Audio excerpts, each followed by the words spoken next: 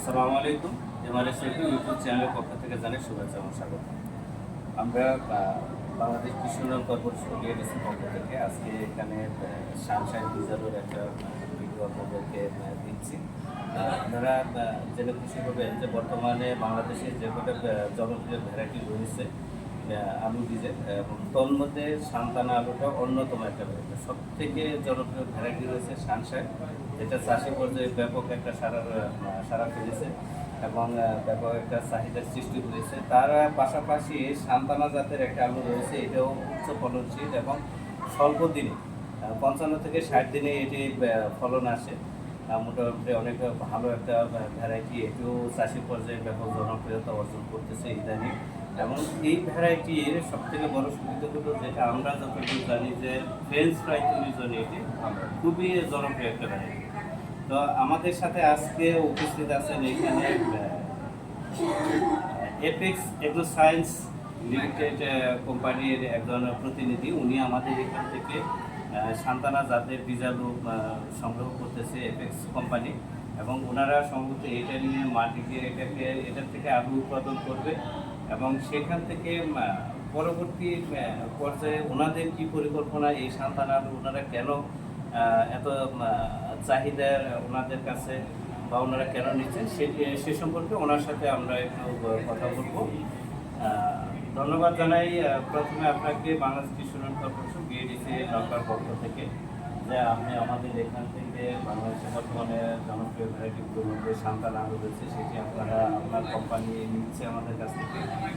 এবং এই ভ্যারাইটি আপনারা কেন এত চাহিদা আপনাদের কাছে, বা আপনারা কেন এটি নিচ্ছেন যদি একটু বলেন। প্রথমে আপনার পরিচয়টা জানতে চাই, যে আপনার নাম। আসসালামু আলাইকুম, আমার নাম শেখ ইয়াকুব ইসলাম, আমি অ্যাপেক্স থেকে আসছি। আমাদের আসলে সান্তানাটা কোম্পানি নিচে অধিক ফলনশীল, উচ্চ ফলনশীল এবং রোগবালাই কিন্তু কম, ফলনও বেশি। কোম্পানি আসলে ভবিষ্যৎ মানে বিশাল পরিকল্পনা আছে।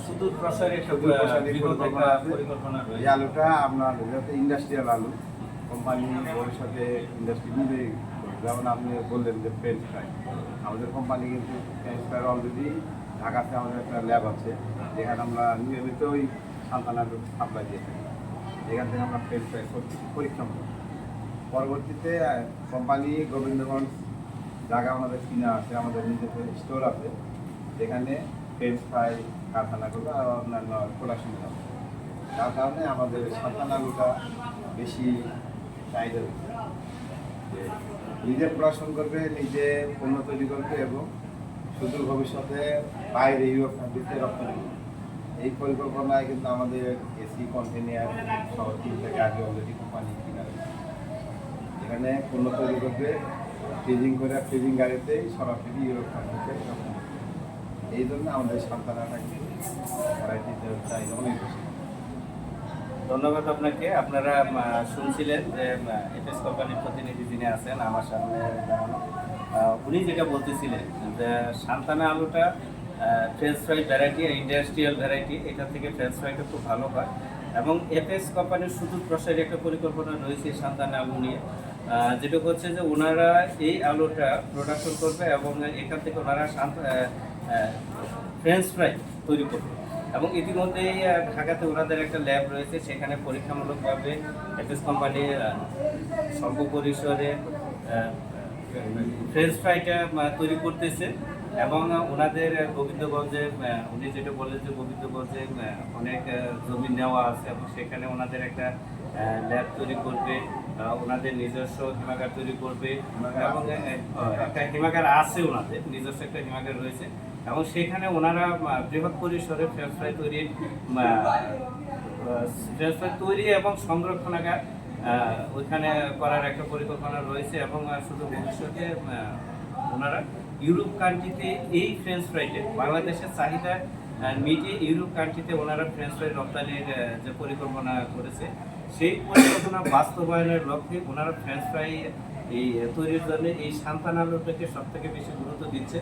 এবং সে কারণেই ওনারা এই সান্তানা আলুটা নিয়ে বর্তমানে ওনাদের মাঠে ওনারা প্রোডাকশন করতেছে এবং ওনাদের ভবিষ্যৎ পরিকল্পনা হচ্ছে যে ওনাদের যে চাহিদা রয়েছে সেটি আসলে চাষির কাছ থেকে যে পরিমাণ প্রোডাকশন পাওয়া যাবে বা বিএডিসি যতটুকু দেবে সেই তুলনায় ওনাদের চাহিদার তুলনায় অনেক কম।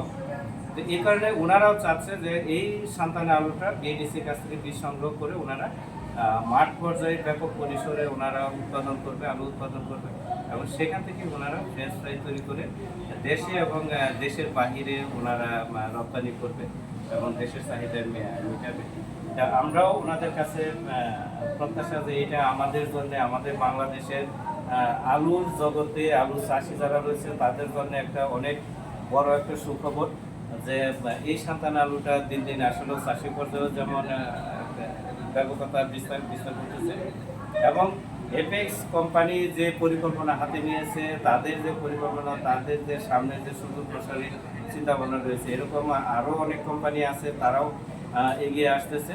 যদি এরকম প্রাইভেট যে কোম্পানিগুলো এই আলুর যে প্রোডাক্টগুলো আসছে সেগুলো নিয়ে যদি মার্কেটিং এবং রপ্তানির বিষয়ে যদি আরও পরিকল্পনা করে, আরও প্রসারী চিন্তাভাবনা তাদের থাকে, তাহলে নিঃসন্দেহে এটি বাংলাদেশের জন্য অনেক বড় একটা সুখবর এবং আলু চাষি যারা রয়েছে তাদের জন্য সুখবর এবং অনেক লাভজনক একটা বিষয় হবে। যেহেতু ওনারা এটাকে আরও সামনে এগিয়ে নিতে চাচ্ছে, আমরাও ওনাদের সহযোগী হতে পেরে আমরাও কিছু গর্বিত এবং এটা ওনারা আরও এটার ব্যাপকতা বিস্তার করবে। তো সর্বোপরি ওনাদের সার্বিক মঙ্গল কামনা করি এবং চাষিরা যাতে আলু চাষ করে আরও লাভবান হয় এবং ওনাদের পরিকল্পনা দ্রুত সামনের দিকে এগিয়ে যাক, ওনার কোম্পানি আরও ব্যাপকতা প্রসার লাভ করুক, সেই প্রত্যাশা এখানে শেষ হয়েছে। আসসালামু আলাইকুম।